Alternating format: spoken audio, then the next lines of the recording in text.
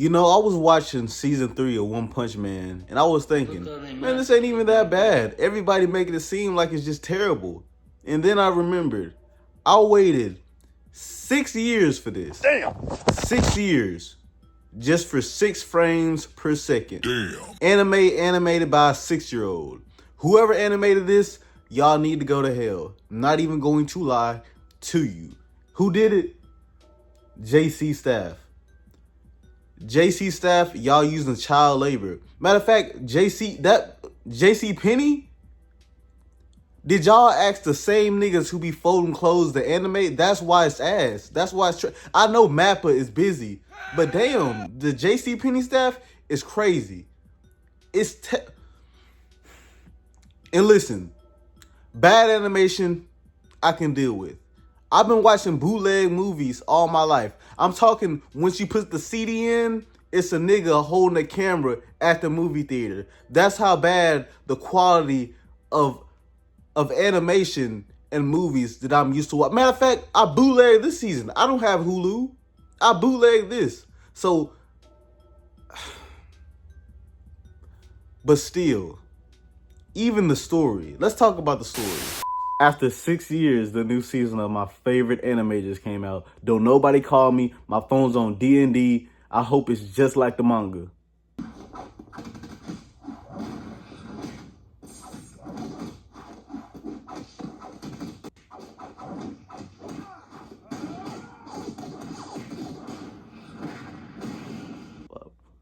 Why would they do this to me?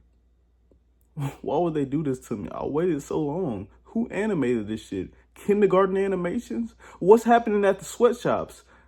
Y'all can't get the kids to do this? Y'all got the sperm cells to animate? Who did this? Y'all ruined my show. We didn't even get the full story. This is part 1. Half of the story.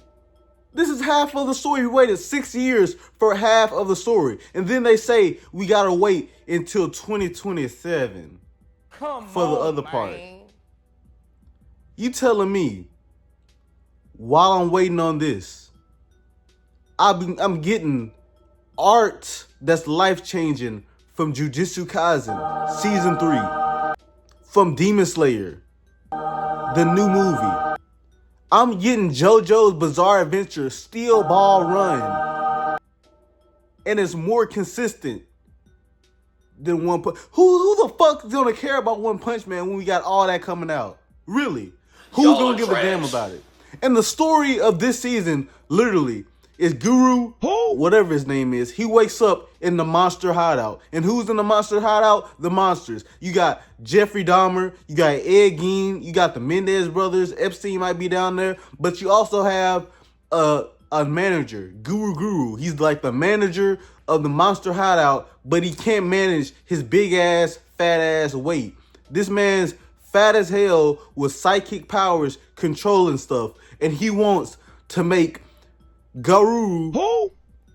I don't know how to say his name. He's a loser. Guru. He wants to make him the new Monster King.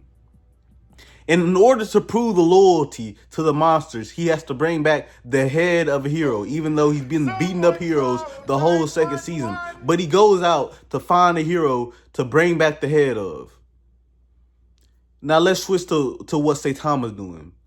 Now Blizzard is on her way to visit Saitama with her sexy ass.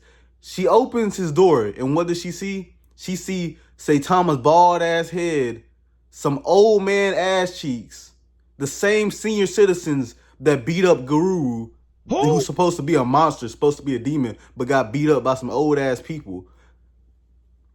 You see some old man ass and 3 other dudes. And what Saitama say? What's he thinking in that bald ass dome of his? Man, there's too many people in my house. And also, I can't be Goku. And then, what does he do? He goes to a restaurant. He's dismissive of Blizzard. Like, I get it's supposed to be a comedy and everything. Everything's supposed to be funny. And this scene really made me remember that it's supposed to be a comedy. But it's not funny how Blizzard is getting dismissed. I would have kicked all those dudes out my house and told her to come in. It's too hot in here. I need a blizzard. I'm trying to say brr in between your titties. I'm trying to be cold. But nah, this man goes to a restaurant. Blizzard follows him to that restaurant because she has a request. She's trying to track down Guru so she can further her standings in the Hero Association. But he ignores her again and leaves her with the bill after she ate just one fry. The nigga left his wallet. And then he used an excuse. There's a Dine and Dasher who left the store without paying, left the restaurant without paying or whatever. He chases after the Dine and Dasher. And who it is? It's Guru. Who? The nigga that you've been looking for with 5 stars who's been beating up heroes. Instead of detaining him, guess what Saitama does? He lets him off the hook. He said, since I did the same thing, I'm gonna let you go. He doesn't even recognize this is a nigga that he's supposed to be hunting. He's a terrible, well, he does do this shit for fun, so he's a terrible hero. But you know, Guru, he wants problems. He wants to fight always. And what happens? Saitama beats him with one punch. So that's when I realized I like Mob Psycho way more than this bullshit. And so do the animators. Man, so the whole season, I was waiting. I'm like, okay, so who's Saitama gonna end with one punch this season? That's the whole thing, the whole plot. Like, I get that it's a comedy. But when does the plot get old? There's a monster that's super strong. It beats up Genos. It has 2 heads, a tongue that's a snake. It's looking real demonic and menacing. And Saitama just beats it up with one punch. Not even beats it up, just psh.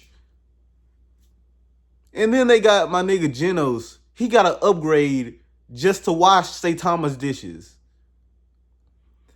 Man, it's some bullshit, man. I promise you. But I guess seeing all the heroes, the S-class heroes and some of the A-class heroes going off to face against the monsters, that was pretty cool, I guess. Some of the matchups we got is Zombie Man.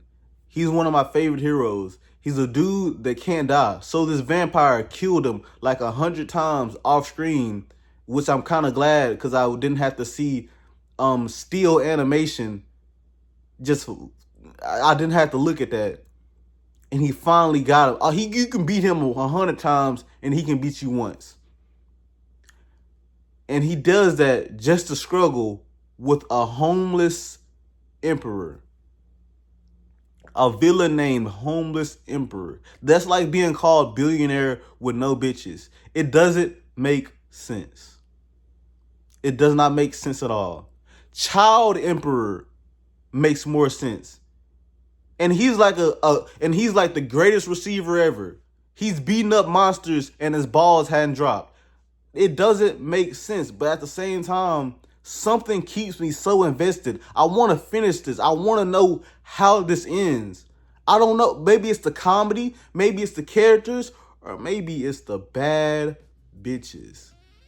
Look at Masuki.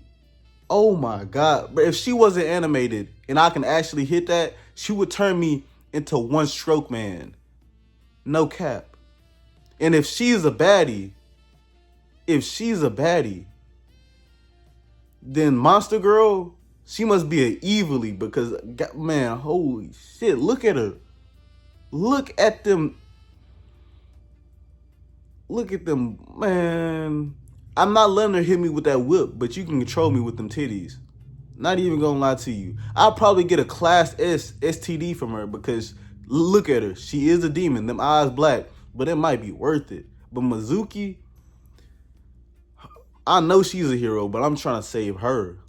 Man, damn. But some other heroes we got a black guy whose superpower is basically his black jeans.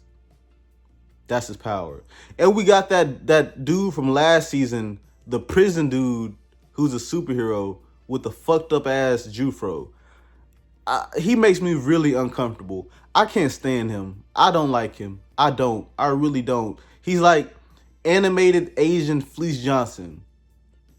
You can escape jail anytime you want. You can be a free man, but you choose prison and man butt instead of pussy and freedom. This nigga's a homosexual. If I'm in trouble, if I'm about to die, don't save me. Let me die. Please, let me die. And let's talk about King. King ain't got shit on me. King sell water bottles. King sell water bottles. A nigga. I can't stand this bitch ass. I really can't. It's not so much his character.